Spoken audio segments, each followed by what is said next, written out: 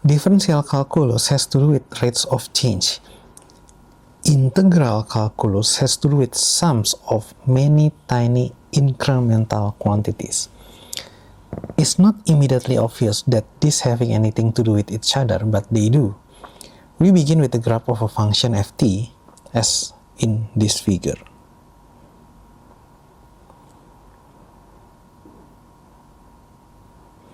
So here we have f as a function of t. The central problem of integral calculus is to calculate the area under the curve defined by ft. To make the problem well defined, we consider the function between two values that we call limits of integration t equal a and t equal b. The area we want to calculate is the area of the shaded region in this figure. So this is the A and this is the B.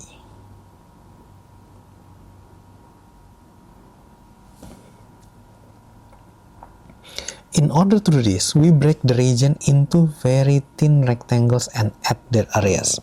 So imagine that this is a many very thin rectangles.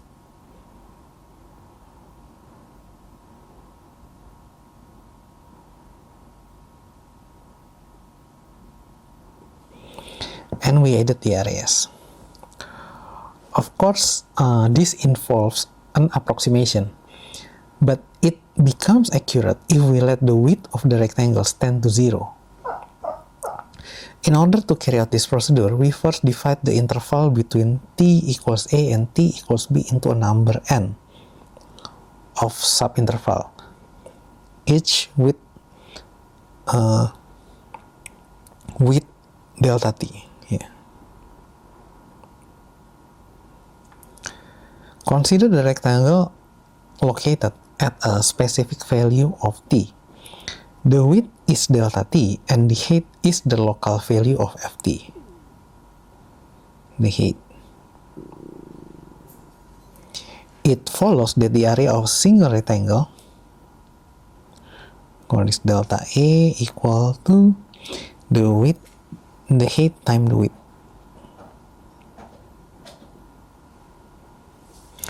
Now we add up all the areas of the individual rectangles to get an approximation to the area that we are seeking.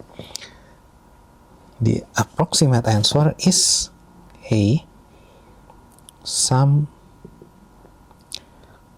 of ti delta t, where the uppercase Greek letter sigma indicates a sum of successive values defined by I.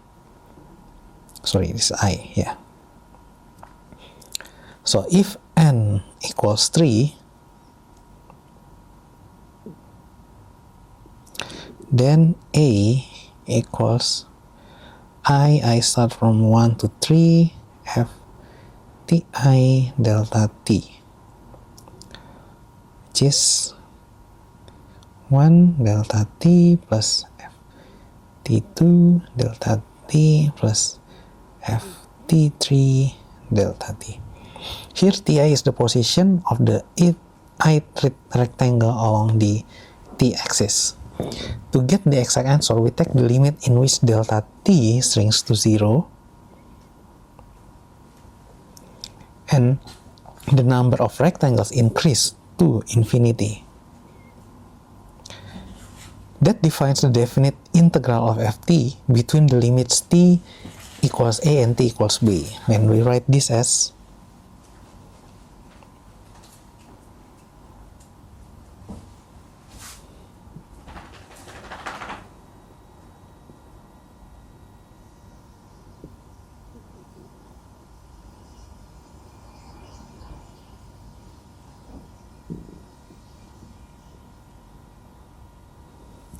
the integral sign, called this one is summa, replace the summation sign.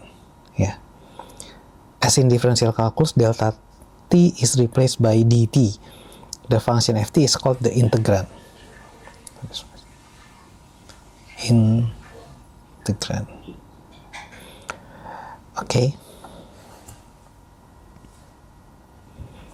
Now let's make a notational change and call one of the limits of integration t.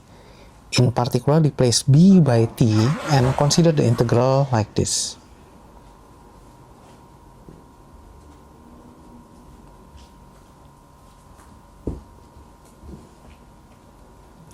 Where we are going to think of t as a variable instead of as a definite value of t. In this case, this integral defines a function of t which can take on any value of t. The integral is a function of t because it has a definite value for each value of t.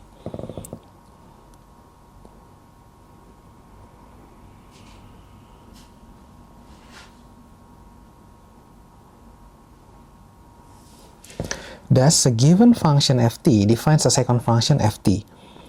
We could also let a vary, but we won't. The function ft is called the indefinite integral of ft. It is indefinite because instead of integrating from a fixed value to a fixed value, we integrate to a variable. So, this is called indefinite integral of ft. Yeah. We usually write such an integral without limits of integration. So, like this.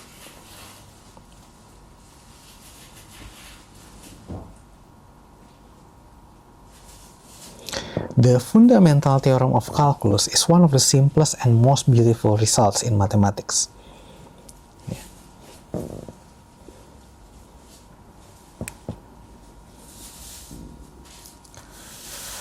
It asserts a deep connection between integral and derivative. What it says is that if ft, integral of ft dt, then t equals dft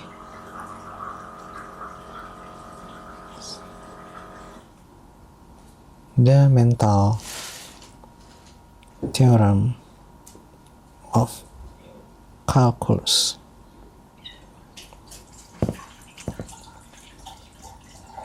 To see this, consider a small incremental change in t from t to t delta t. So, change t from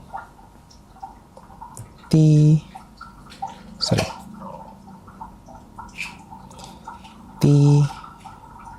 to t plus delta t.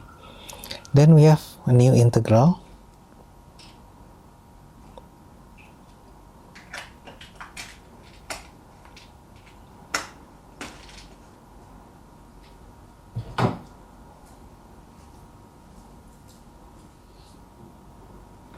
In other words, we have added one more rectangle of width delta t at t equals t to the area shaded before. In fact, the difference ft plus delta t minus ft, it's just the area of that extra rectangle, which happen to be f times delta t. Yeah. So,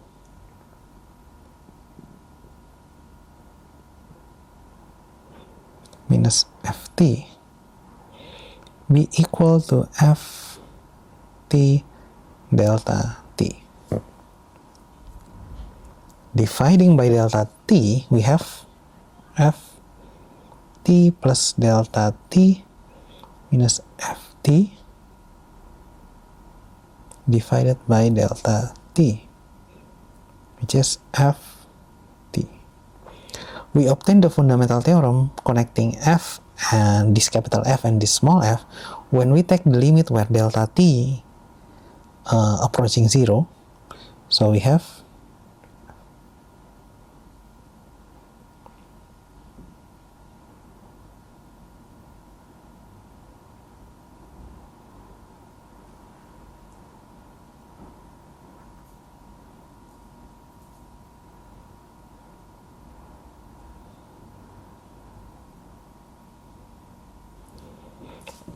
Or we can simplify the notation by ignoring the difference between t and t, small t and capital T, and we get this. In other words, the process of integration and differentiation are reciprocal. The derivative of the integral is the original integrand. Can we completely determine ft knowing that its derivative is ft? Almost, but not quite. The problem is that adding a constant to big ft does not change its derivative. So if you have ft adding a constant, it will have similar result of derivatives. Given small ft, its indefinite integral is ambiguous, but only up to adding a constant. To see how the fundamental theorem is used, let's work out some indefinite integral. Let's find the integral of a power of this.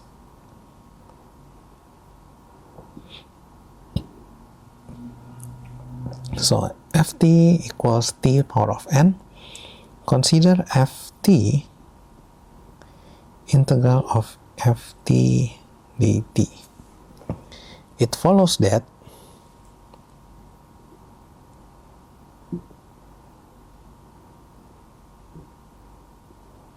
or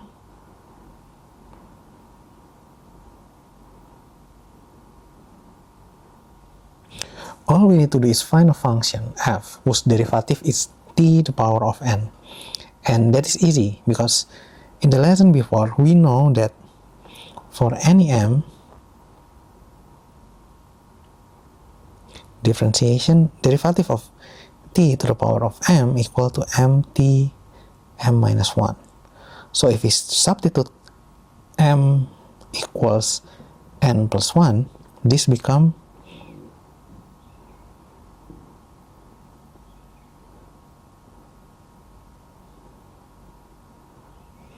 or dividing by n plus 1, we have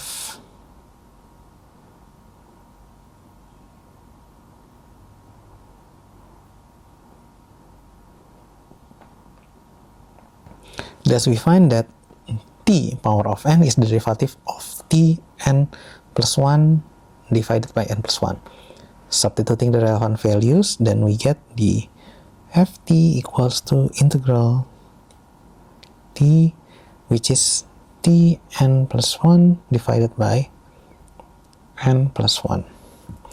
The only thing missing is the ambiguous constant that we can add to f, so we should write actually like this: constant, where c is a constant that has to be determined by other means.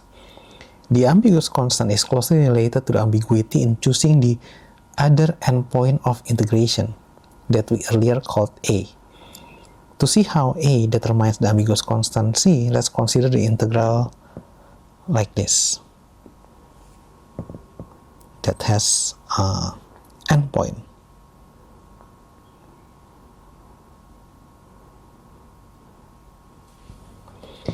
In the limit where two limits of integration come together, there is t equals a.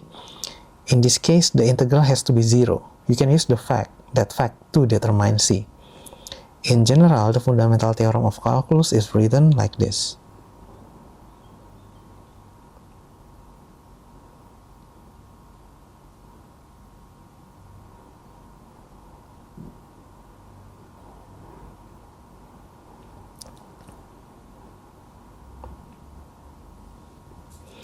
Another way to express the fundamental theorem is by a single equation. So,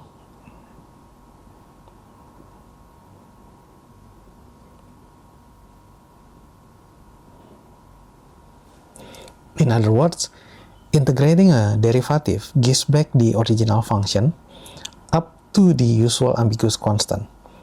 Integration and differentiation undo each other. Here's some integration formulas that is useful. Integral of a constant dt will be equal to ct. Integral of c times ft dt will be equal to c integral of, ft dt, and integral of t dt equal to t squared divided by 2 plus c. Integral of t squared dt equals to power of 3. Well, the general form will be t to the power of n will be equal to t n plus 1 divided by n plus 1 plus c. For sine function,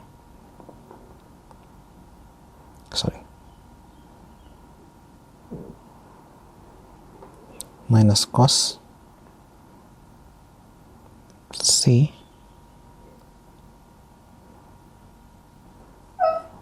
cos t dt will be equal to sin t plus c.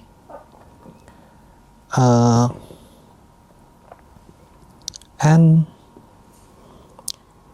integral of Euler numbers t dt will be just et integral of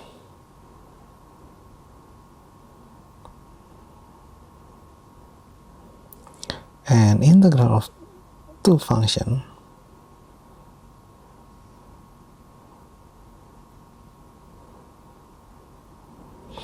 equal to